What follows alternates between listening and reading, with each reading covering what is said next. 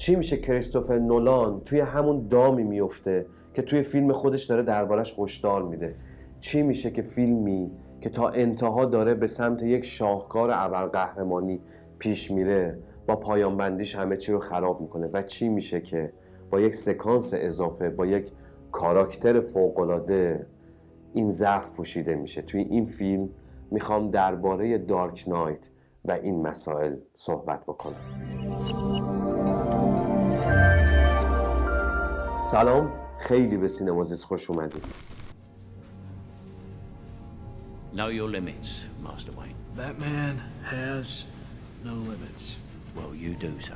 این دیالوگ که اوایل فیلم دارک نایت آلفرد خطاب به بروس وین میگه به نظر من خیلی مهمه و با همین دو سه خط رویکرد کلی فیلم مشخص میشه. این فیلم به هر حال یکی از مهمترین بتمن هایی که ساخته شده و تأثیر زیادی روی فیلم های ابرقهرمانی بعد از خودش گذاشته. بخشی از این برتری که دارک نایت نولان نسبت به بقیه فیلم های ابرقهرمانی پیش از خودش داره به شخصیت پردازی های پیچیده‌اش برمیگرده و همچنین به تفکر انتقادی که نسبت به مسائل مهمی مثل عدالت و کمالگرایی داره. من اعتقاد دارم که فیلم از همون اول داره شبکه شخصیت‌هاشو طوری میچینه که ذهن ما درگیر مسئله ایدئالگرایی و مشکلاتی که ایجاد میکنه بشه. بیاین از اول فیلم سکانس به سکانس این شکل چینش فیلمنامه رو بررسی بکنیم. سکانس یک داره یک کاراکتر شرور رو به ما معرفی میکنه که به هیچی پایبند نیست. به همه افراد تیم سپرده همدیگر رو بکشن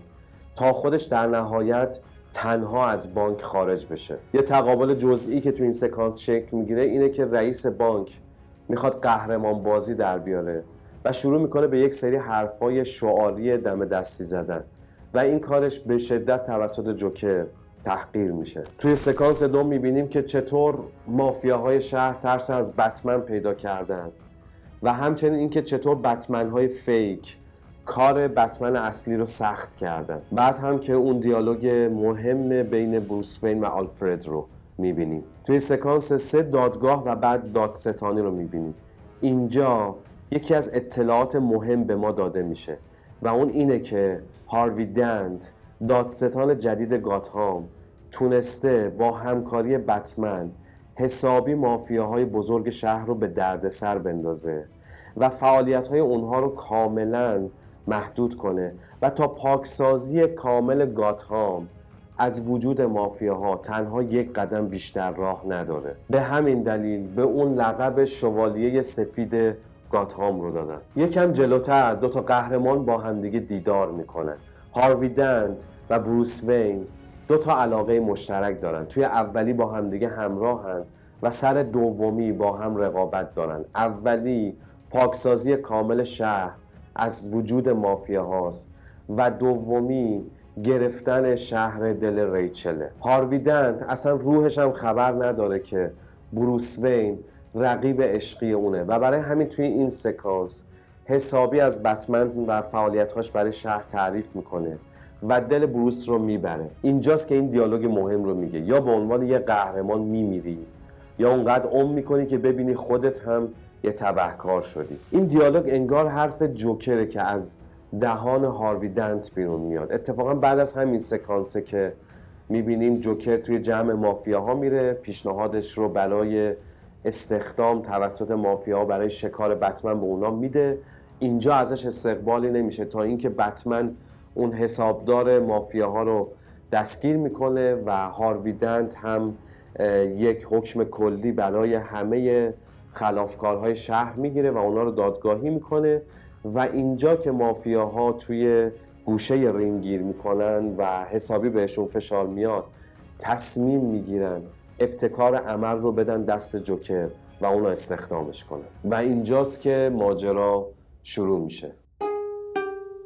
چون رویکرد من توی کانال سینمازیس اینه که فیلم ها رو از منظری بررسی بکنم که نکته هایی که برای زندگی روزمره ما دارن خودشون رو نشون بدن و اینکه فیلم ها به درک جهان پیرامون ما، به جهانی که توی زندگی میکنیم کمک بکنن، اینجا هم میخوام نشون بدم با استفاده از شبکه شخصیت ها و فرم روایت دارک نایت که چطور این فیلم درباره مشکلاتی که ایدئالگرایی برای ذهن ما ایجاد میکنه حرف میزنه. اینکه چطور نادیده گرفتن واقعیت، این واقعیت که هیچ چیز در این دنیا بی‌نقص نیست و از خطا مصون نیست، میتونه ما رو گرفتار ذهن خودمون بکنه، ما رو زندانی یک توهم، یک خطای شناختی بکنه. همون اتفاقی که به نظرم خود نولان هم درگیرش میشه و در پایان این فیلم ضربه مهلکی ازش میخوره. شما هم حتما هر جای ویدیو نظری داشتین توی قسمت کامنت ها با من در میون بگذارین. خیلی از شما یاد میگیرم،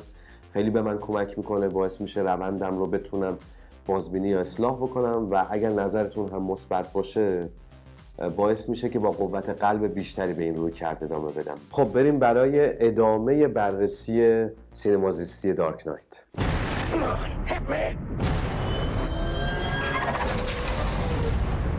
Let's put a smile on that face.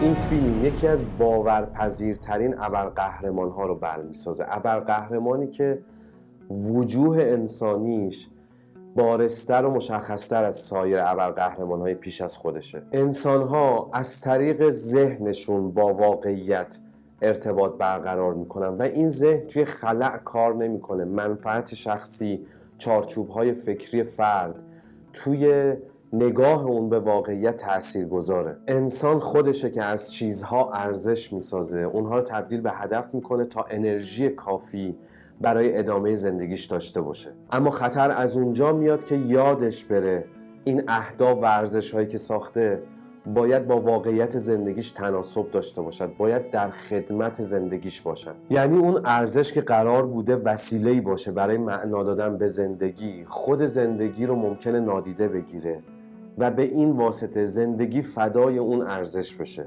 من یه ویدیو برای فیلم پلتفرم 2 ساختم و اونجا مفصل در مورد این قضیه صحبت کردم. لینکش هست، میتونید تماشا بکنید. دوباره برگردیم به اون دیالوگ که اول ویدیو گفتم. اینجا بروس وین میگه بتمن هیچ محدودیتی نداره، اما آلفرد بهش میگه حواست باشه پشت اون نقاب یک انسانیه که محدودیت داره و جوکر هم میخواد این نقاب رو برداره تا به نوعی از توهمی که بروس وین و هاروی دنت بهش دوچارن پرده برداری بکنه. هاروی دنت و بتمن دوچار یک کمالگرایی در خصوص عدالت هستن و تصمیم دارن که شهر رو تبدیل به یک جای کاملا عادلانه کنن. این فانتزی انقدر توی ذهن این دو نفر بزرگ شده که ارتباطشون رو با واقعیت کلاً بریده.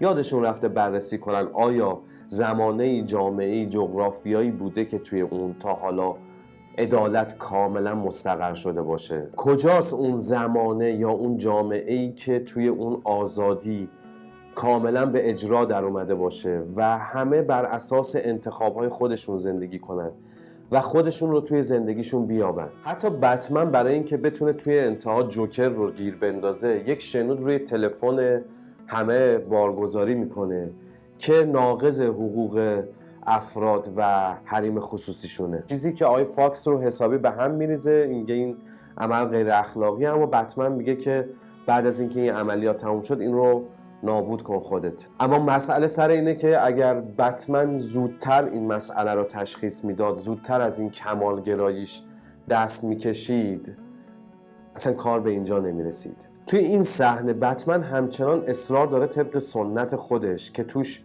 کشتن افراد ممنوعه جوکر رو زنده نگه داره. بتمن دست به اسلحه نمیبره و این رو به وضوح توی این سکانس به بتمن‌های فیک میگه. فقط با مش آدم‌ها رو زمینگیر میکنه و اونا رو نمیکشه. یکی از مهمترین اختلافات در مورد اخلاق همینه، اینکه باید فقط به وظیفه توجه کرد یا به نتیجه. اگر یک عمل غیر اخلاقی منجر به یک خیر بزرگ بشه، آیا دست زدن به اون عمل غیر اخلاقی توجیه میشه؟ بذارین از مثال یکی از فلاسفه اخلاق استفاده کنم. اینکه اگه یک پادشاهی 10 نفر رو به خط بکنه و بگه اگر یکی از شما دیگری رو بکشه من از جون اون 9 نفر دیگه میگذرم، اما اگر هیچ کدوم این کارو نکنین من جون هر 10 نفر رو میگیرم. کار درست چیه؟ از نظر وظیفه گراها که چهره شاخصشون امانوئل کانت فیلسوف برجسته روشنگریه، ما به هیچ عنوان حق نداریم دست به عمل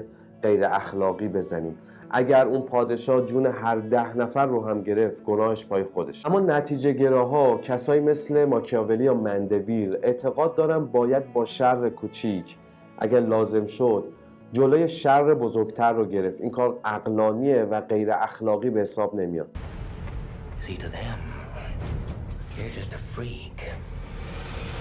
اون معما که اون بالا گفتم خیلی شبیه کاریه که جوکر توی انتهای فیلم میکنه. یه آزمون اخلاقی برگزار میکنه و توی اون به مردم شهری که توی 2 کشتی تقسیم شدن میگه هر کدوم زودتر اون کشتی رو منفجر کنه، من از خیر ساکنین کشتی که منفجر کرده میگذرم. آزمایشی که نتیجهش در کمال تعجب به نفع وظیفه گراها در میاد. چرا جای تعجب داره این؟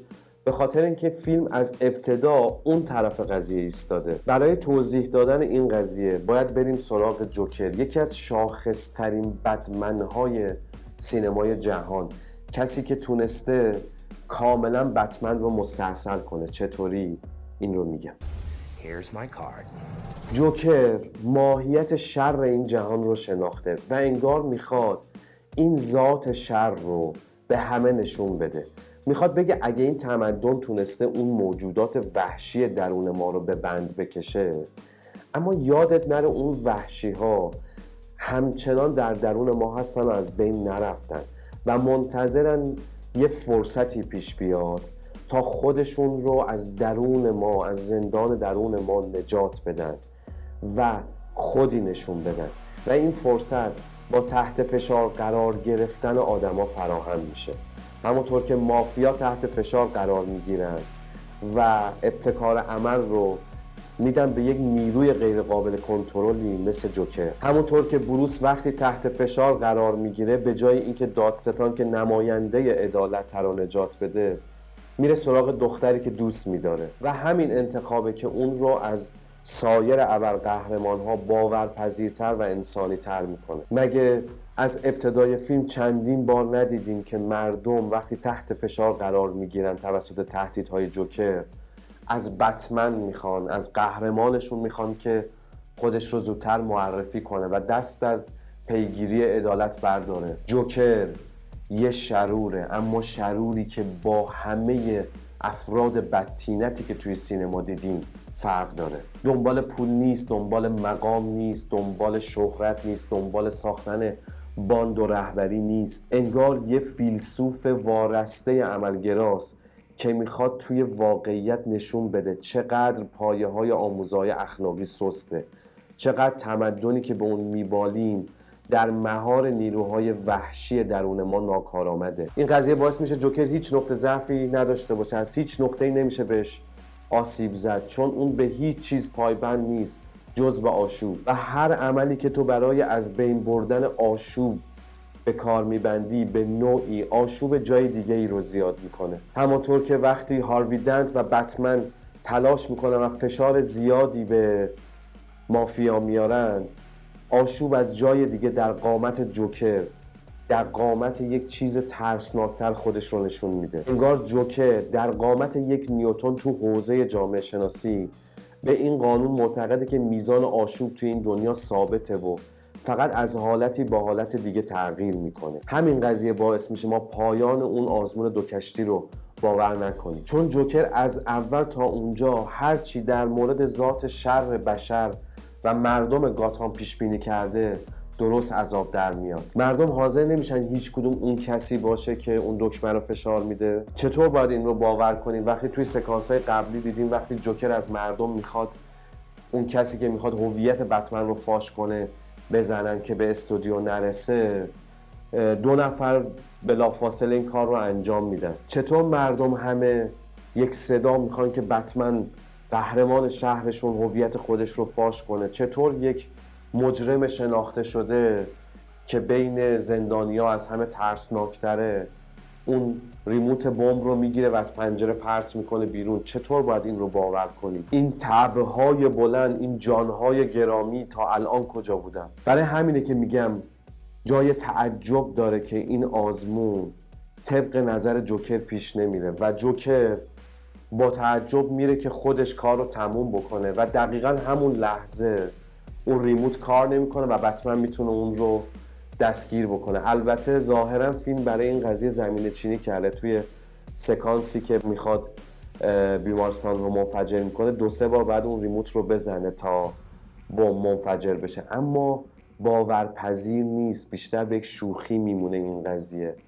جوکر کسی نیستش که یک اشتباه رو 2 بار تکرار بکنه، ذهن بسیار پیچیده و دقیقی داره و این در تمام فیلم داره به نظر ما میاد. برای همین باور نمی کنیم اون لحظه این اتفاق بیفته. به نظرم این قضیه برمیگرده به این که توی فیلمنامه بالانس و تعادل بین جوکر و بتمن رعایت نشده. از یک طرف بتمن به عنوان یک ابرقهرمان تبدیل شده به یک انسان با همه محدودیت‌ها و ضعف‌هایی که داره و این خیلی هم درسته، اما از طرف دیگه جوکر اونقدر بی‌نقصه، اونقدر کامله که شکستش در انتها برای ما باورپذیر نیست. بعید می‌بینیم که جوکر با اون همه پتانسیلی که در دیدن ذات شر افراد داره، با اون توانایی که حتی میتونه ذات خودخواهانه بتمن رو بکنه، این بار در کمال تعجب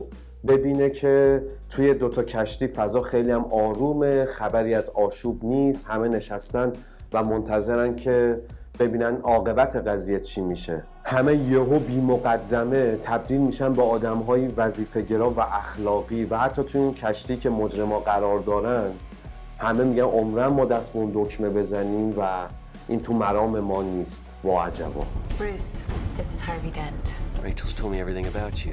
I certainly hope not. فیلم از ابتدا تا انتها داره درباره معایب کمالگرایی هاروی دنت و بتمن هشدار میده، اما خودش توی شبکه شخصیتی که میسازه آنچنان شیفته شخصیت کامل جوکر به عنوان یک آشوب طلب میشه که فراموش میکنه برای اون هم یک نقطه ضعف طراحی بکنه. همونطور که خیر مطلق رو جایی نمیشه پیدا کرد، نمیتونیم زمانه جامعه یا فردی رو پیدا بکنیم که مظهر شر مطلق باشه. در این دنیا همه چیز به هم آمیخته است. اما نولان اینجا خودش درگیر ایرادی میشه که در طول فیلمش داره درباره اون به ما مدام هشدار میده. باید برای جوکر هم خصیصه طراحی میشد که به عنوان نقطه مقابل خود آشوب طلبش عمل بکنه، جایی که ایمانش نسبت به شر، ایمانش نسبت به آشوب، سستی و ضعف ایجاد بشه، جایی که اون ذات متناقض وجود آدمی برای ما نمایان بشه، چیزی که جاش توی فیلم کاملا خالیه. اما باید به این نکته هم توجه داشته باشیم که بعد از آزمون 2 کشتی و دستگیری جوکر یه سکانس دیگه هم گذاشته نولان که زهر این رویداد باورناپذیر رو گرفته. همین سکانس باعث میشه که ما بعد از اتمام فیلم خیلی حس بدی نداشته باشیم و این سکانس برمیگرده به یکی از زیبایی های فیلم، یعنی هاروی دنت. Now that's more like it, Mr. Wayne.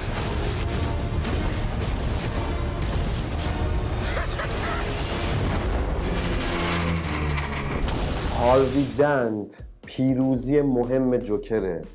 نولان کارکشته به درستی متوجه شده که اگر پایان فیلم با شکست کامل جوکر همراه باشه، مخاطب با حس نارضایتی از سالن سینما بیرون میره. هاروی دنت تبدیل میشه به همون چیزی که افراد گوردون قبل از اینکه دادستان بشه بهش نسبت میدادن.